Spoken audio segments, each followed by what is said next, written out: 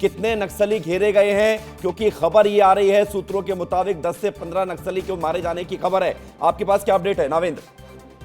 जी, मैं बताना चाहूंगा, इस जगह पे लगातार 3 से 4 दिन से पहले इस जगह पे ऑपरेशन लॉन्च किया गया था झारखंड क्षेत्र में, जहां नारायणपुर से कम से कम 70 से 80 किलोमीटर दूर में है। और ये नारायणपुर और बीजापुर और दंतेवाड़ा के सरहदी क्षेत्र में है। इस जगह पे इंद्रावती की नदी है। इस जगह को इन लोग नक्सली ने सेफ जोन बना जाता था। इस जगह पे लगातार ऑपरेशन भी चला रहे हैं। उस जगह पे रोड का भी काम चल रहा है और नया बेस कैंप डालने की भी बात चल रही थी।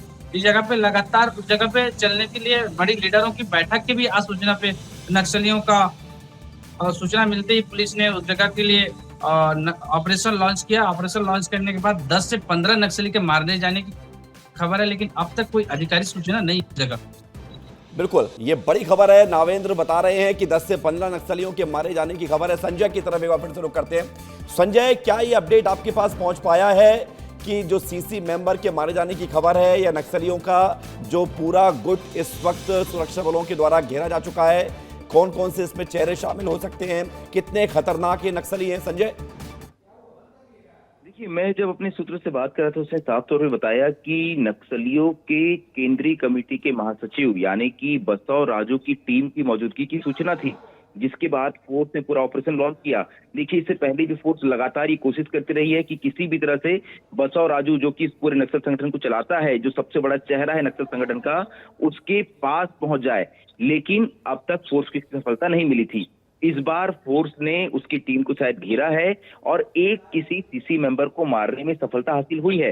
विवेक, आंकड़े पर भी ध्यान देना चाहिए। इसी साल 2 सीसी मेंबर मारे गए हैं। 10 से अधिक स्टेट कमेटी या स्पेशल जोनल कमेटी मेंबर मारे गए हैं।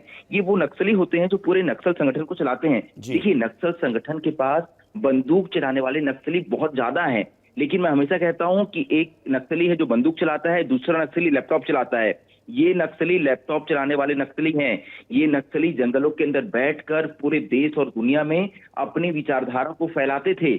इन्हीं नक्सलियों को टारगेट किया है फोर्स ने। और देखिए, इसी बात से नक्सली बौखलाए हुए हैं, इसी बात से नक्सली डरे हुए हैं। और यही वजह है कि लगातार नक्सली कहते हैं कि हम युद्ध विराम कर रहे हैं, हमें शांति वार्ता करनी है। क्योंकि पहली बार ऐसा हुआ है, मैं 15 सालों से नक्सलवाद को कवर कर रहा हूं, पहली बार हुआ है कि नक्सलियों का केंद्रीय कमेटी जो है वो डरी हुई है। उसे इस बात का डर है कि कभी भी फोर्स उनके पास पहुंच सकती है। कर्रे गुट्टा की पहाड़ी में भी देखिए, दामोदर और हिड़मा के होने की सूचना मिली थी, फोर्स उन्हें घिरा, हालांकि वो बच निकले।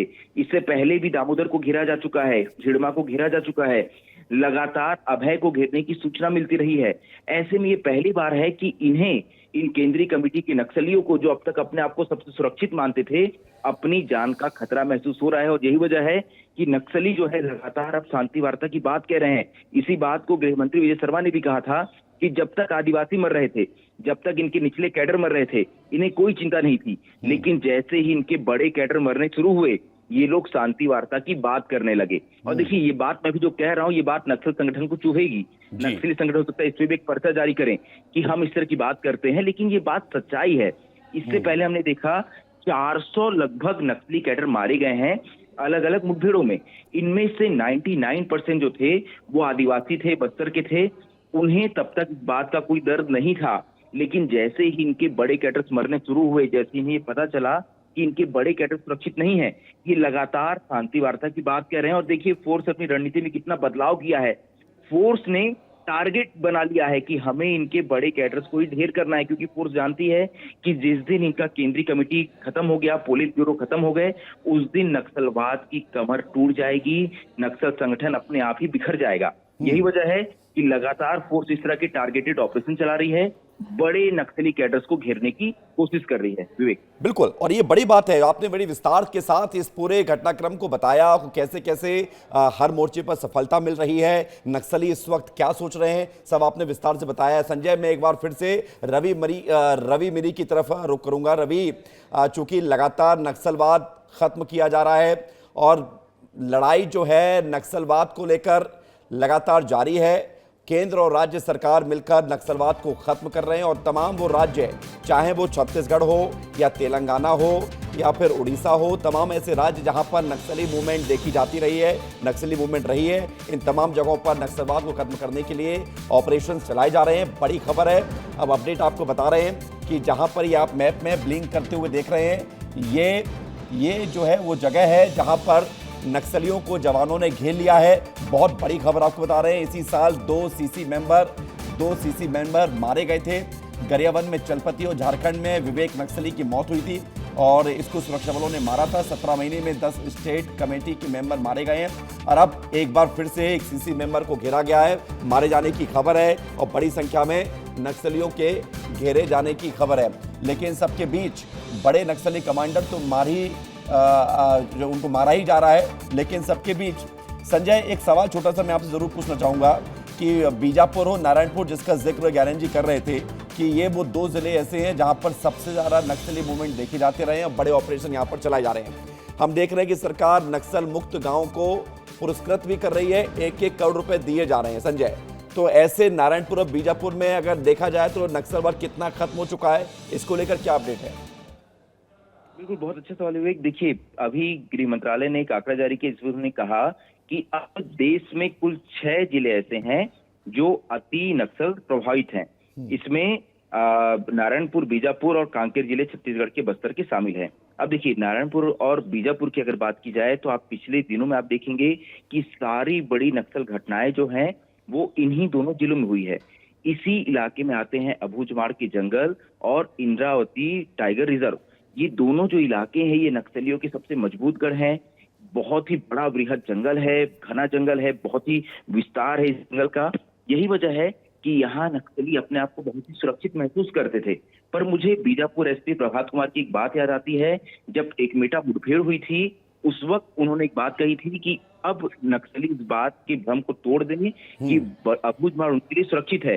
अबूझमाड़ का कोई भी हिस्सा उनके लिए सुरक्षित नहीं है, फोर्स हर जगह पहुंच सकती है। ये बात मैं आपको बता रहा हूँ, जब पिछले साल की शुरुआत हुई थी, जब पहली बार फोर्स अबूझमाड़ के जंगलों में घुसी थी, और मैं देखता हूं कि पिछले 15 महीने में ही फोर्स ने इस भ्रम को वाकई तोड़ा है। इससे पहले हम भी ये मानते थे कि अबूझमाड़ के जंगल में बड़े ऑपरेशन करना संभव नहीं है। बिल्कुल, लेकिन जो असंभव हो वही तो संभव करके हमारे सुरक्षा बल दिखा रहे हैं संजय, और यही है बदला हुआ सुरक्षा बलों का जो तरीका है और यही है वो मानसिकता जो बता रहा है कि कैसे हम नक्सलवाद को लगातार धीरे धीरे खत्म कर रहे हैं। हम रवि की तरफ चलेंगे। रवि हमें मैप के माध्यम से समझाना चाहते हैं कि जहां पर ये मुठभेड़ चल रही है उसको लेकर क्या अपडेट है। रवि, बता दीजिए।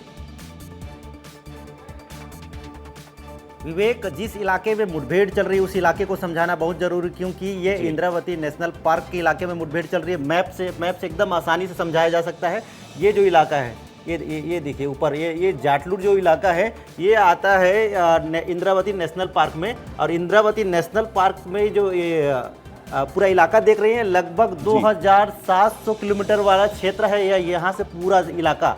तो समझिए कि कितने बड़े घने जंगल आबादी में नक्सली इस इलाके को अपना कब्जा मान रहे थे। और इसी इलाके में इधर नीचे ये बहुत बड़े बड़े वाटरफॉल है, यहाँ पे हांदावाड़ा इधर नीचे मिलेगा। और आप इंद्रावती नेशनल पार्क के बारे में जो जानते हैं तो जी देखिए, ये जाटलूर को मैं दिखाना चाहूँगा। जाटलूर बहुत संवेदनशील इलाका है और इसी इलाके में अभी मुठभेड़ चल रही है। और इससे पहले एक और चीज़ आपको समझाऊंगा। ये जो सीमा है ये पड़ता है अभी नारायणपुर और बीजापुर की सीमा में। इससे पहले ये बीजापुर का उत्तरी सीमा है। इससे पहले नीचे दक्षिणी सीमा पर दंतेवाड़ा और बीजापुर और सुकमा की सीमा में इससे पहले मुठभेड़ हो चुकी है, जिसमें 31 नक्सली मारे गए थे। तो ये मैप के जरिए से समझाना बहुत जरूरी है, क्योंकि इंद्रावती नेशनल पार्क बहुत बड़ा क्षेत्र है। इसी क्षेत्र को नक्सली अपना सुरक्षित ठिकाना मान रहे थे, क्योंकि ये घनी आबादी वाला क्षेत्र है, घनी जंगली क्षेत्र है। इसी कारण से यहाँ पर लोग छुप जाते थे, नक्सली छुप जाते थे। ये देखिए, ये जो घेरा दिख रहा है ना, आराम से आप समझ सकती हैं, जो घेरा दिख रहा है पूरा, ये पूरा इंद्रावती नेशनल पार्क है। और इसके उत्तरी क्षेत्र में यहाँ पर जाटलूर है। इससे आप देखकर समझ सकते हैं कि ये जाटलूर का इलाका है और इसी इलाके में मुठभेड़ चल रही है। और इसके पहले ये जो नीचे वाला इलाका है, जो दक्षिणी क्षेत्र है, इसमें पहले भी मुठभेड़ हो चुकी है, जहां पे नक्सलियों को नुकसान बिल्कुल। रवि, आपने विस्तार से बता दिया है कि जाटलूर इलाका, जहां पर जंगलों में इस वक्त नक्सली और सुरक्षा बलों के बीच मुठभेड़ चल रही है।